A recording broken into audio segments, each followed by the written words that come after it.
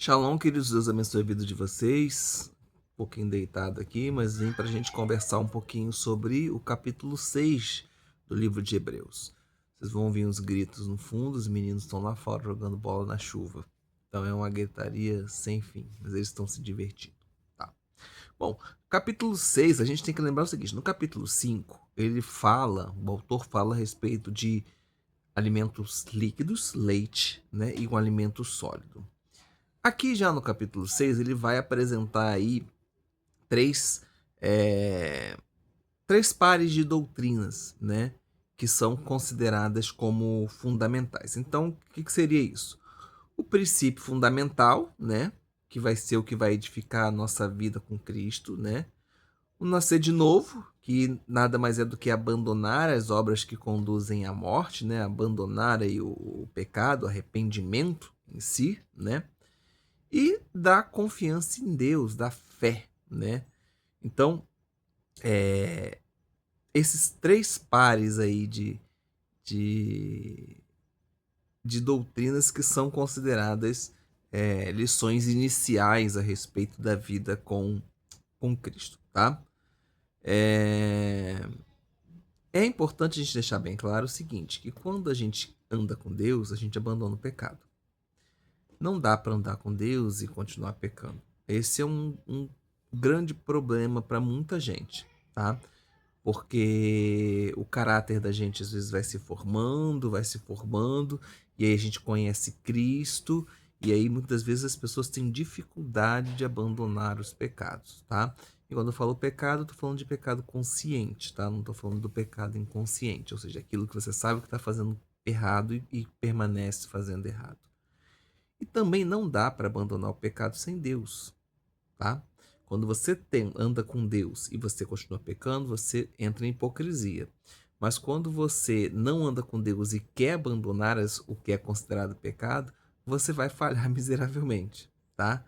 Ou vai cair na questão de se manter orgulhoso, né? De se manter é, é, acha que conseguiu uma autorrealização, né? Então, isso também tem esse princípio, tá? Bom, dois tópicos aqui, dois pares de tópicos vão compreender em relação à instrução, né? A instrução que um novo crente necessita para ser conduzido à fé, tá? O primeiro vai tratar dessas questões do mundo, tá? E o segundo vai tratar das questões do mundo que há de vir. Então, isso é muito importante vocês entenderem. A fé em Deus, ela não consiste só nas coisas que hão de vir. Ela também consiste nas coisas, Alexa, ligar luz quarto. Ela também consiste nas coisas do mundo.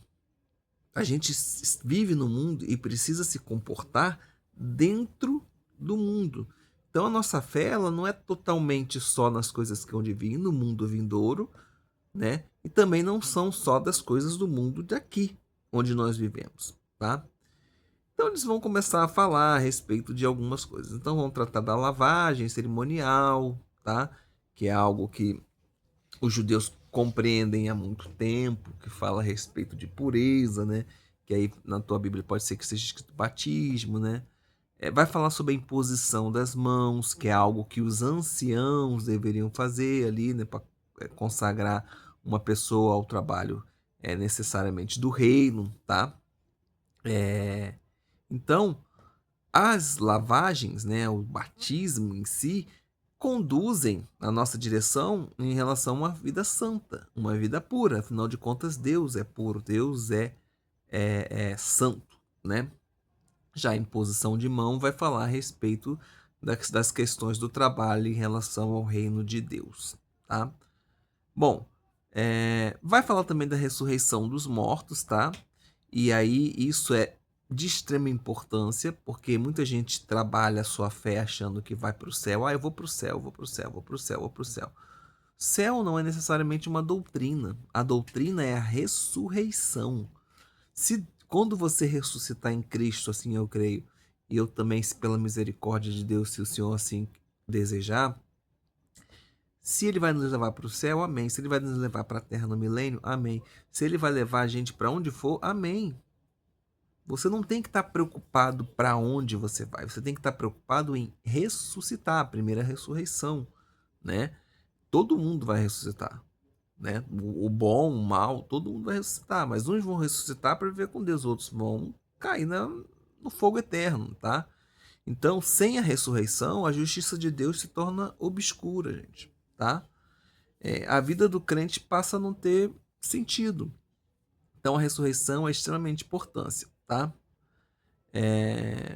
E fala também da punição eterna, tá? Então, tanto a ressurreição como a punição eterna são poderosos motivadores para que os crentes vivam uma vida santa e que trabalhem para o reino de Deus. Então, ambos são motivadores, tá? E aí o autor do texto, ele deixa bem claro aqui, né, que ele tem agora a intenção de explicar a eles numa doutrina diferente, uma doutrina mais pesada. Ou seja, ele fala que agora eles estão maduros, né? Então, olha aqui, eu vou pegar aqui o texto para ler para vocês, olha aqui. Diz assim, ó. Portanto, deixando as lições iniciais a respeito do Messias, prossigamos para a maturidade, tá? Para a maturidade. Então, a intenção agora do autor aqui é explicar a doutrina do sumo sacerdote. É o que a gente vai ver, ele já vem falando isso, né? E a gente vai ver mais especificamente nos capítulos à frente, tá?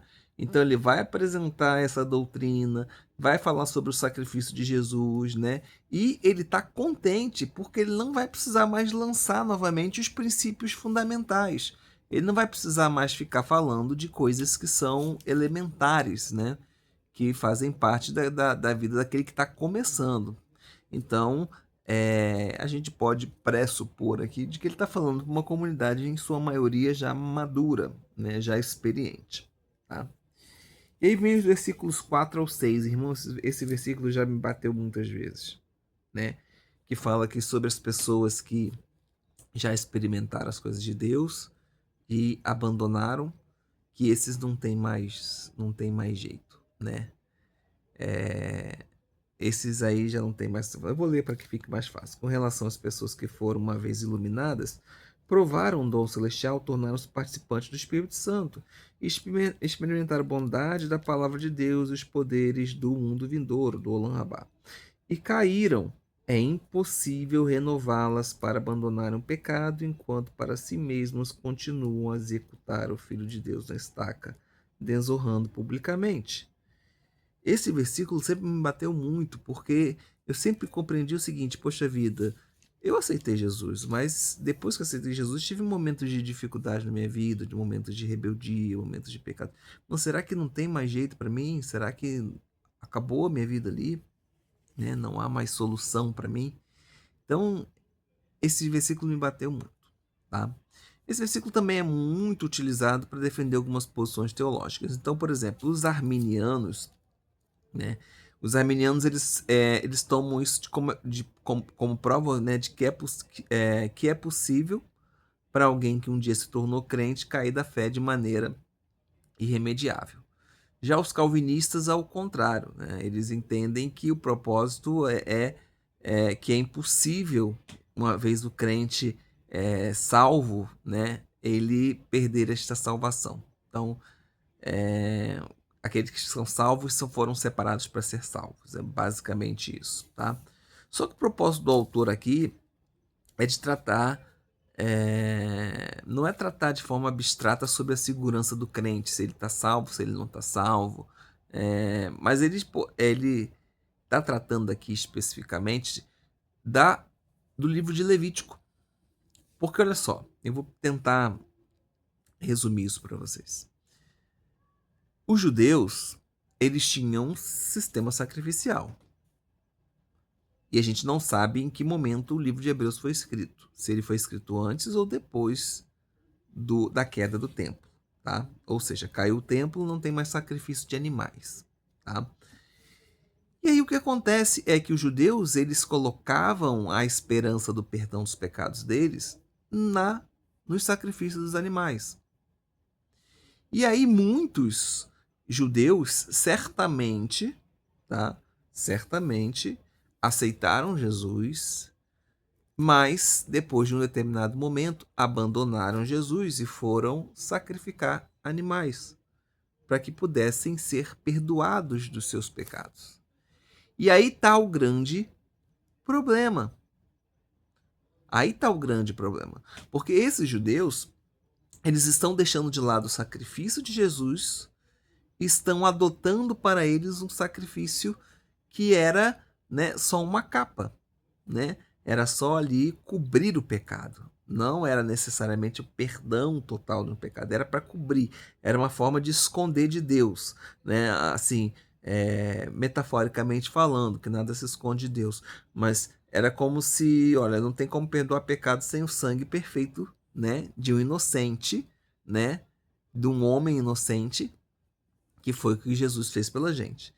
Então, como Jesus ainda não veio, vamos arrumar um jeito de cobrir, para que Deus, quando olhe, não veja.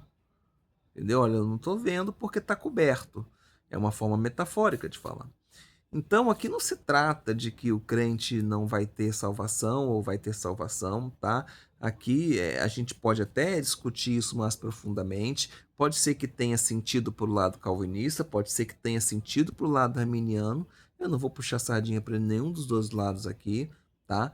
Mas aqui, nesse texto, o que o autor está falando para um público judeu é: olha, entendam que o sacrifício, que era a base da fé judaica, ele não deixou de existir, só que ele agora está nas mãos de um sumo sacerdote chamado Yeshua, que é sumo sacerdote. Ele é o sacrifício, ele é o sumo sacerdote e ele é o rei, tá? E veio como profeta sobre a terra. Então, é isso que está sendo descrito aqui, tá? Então, se a gente for fazer uma revisão dessa argumentação, né? Então, ele fala de pessoas que foram uma vez iluminadas, tá? De modo que sabem que Jesus é o que ele é e sabe o que ele fez, o sacrifício dele, né? Provaram do dom celestial, então foram perdoados pelo sacrifício de Jesus, tornaram-se participantes do Espírito Santo, então tiveram obras ali, né? Coisas que o Pai nos deu, experimentaram a bondade, né, da palavra de Deus e provaram dos poderes, né, do mundo vindouro, tá? E aí eles experimentaram essa salvação de uma forma profunda e depois caíram da fé.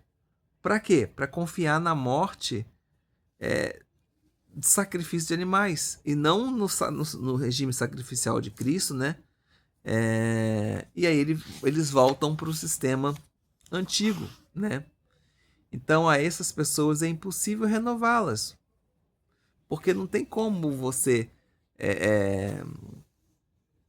manter essa condição e achar que vai ser salvo. Então, o sacrifício de Cristo nessa condição se torna um sacrifício de um criminoso. Porque uma vez que você não entende que Cristo morreu numa cruz como inocente e que o sacrifício dele é perfeito e eu não preciso mais de sacrifício de animais, eu estou desonrando ele publicamente, né? Então estou dizendo, olha, aquela morte expiatória dele não existe, né? Não tem significado especial nenhum, tá? Então é só um criminoso que morreu numa cruz, tá? Então isso é importante ser dito aqui. Então meu coração sempre fica mais tranquilo, porque a gente vive uma vida tentando cada dia mais melhorar. A gente peca, a gente muitas vezes é rebelde, peca sabendo que está errado. A gente sabe que isso é uma semeadura e que está sendo plantado. A gente sabe que no fim dos tempos, ou no fim do nosso tempo, né, quando Jesus nos chamar, isso vai ser pesado, tá? E eu sempre falo para as pessoas, olha, eu tenho que tentar ver uma vida santa aqui. Mas por mais que eu me esforce, eu não vou conseguir. 100%, para que eu pudesse dizer estou salvo por causa das minhas obras, por causa do meu comportamento, não. Eu sou dependente da misericórdia de Cristo. Se Ele tiver misericórdia de mim, e é o que eu sempre rogo, o que eu peço a Ele, inclusive agora, nesse momento, que tenha misericórdia de mim, eu vou sempre manter a esperança de que serei salvo. porque crê no sacrifício dele, crê que ele veio como homem, que ele morreu numa cruz, que ele padeceu pelos nossos pecados, ressuscitou no terceiro dia, está à direita de Deus Pai Todo-Poderoso, né? Todo ali o credo, tá? Então, eu creio nisso, mas o julgamento está nas mãos dele, gente. Eu não tenho julgamento, quem decide é Deus, ele é justo. Então, o que ele decidir está bem decidido, tá? Pro bem ou pro mal. E é importante a gente entender isso, saber disso. Bom, e aí esse clima de fogo e de enxofre, né, que fala sobre, pô, não tem mais jeito aqui, né, são equilibrados aí por uma palavra positiva e reconfortante, né, que nós estamos confiantes em vocês, né. Então o texto diz, ó, nós estamos confiantes em vocês, né, que vocês não vão recair nessa questão do sacrifício, né, não vão se desviar, né, não vão ser aqueles que serão queimados lá no fim dos tempos, né. Vocês têm as coisas melhores que acompanham a libertação. Então, isso o texto nos diz, tá? Não existe nenhuma sugestão de você ser justificado pelas suas obras, tá? Só que quando se fala o texto fala sobre o trabalho, o serviço prestados a favor do seu povo, né? Se constitui no quê? Nas boas obras que Deus já tinha preparado, né? Para aqueles que foram libertados pela graça, por meio da fé, devem realizar, tá? Então, Deus espera da gente boas obras, tá? As boas obras não são para autojustificação, mas são importantes, são complementos daqueles que foram salvos, é esperado daqueles que foram salvos, tá? E aí ele vai terminando falando sobre manter a diligência, né? Essa palavra aí é a única vez que ela está aí, né? No Novo Testamento, né? Que significa aí continuem prosseguindo, né?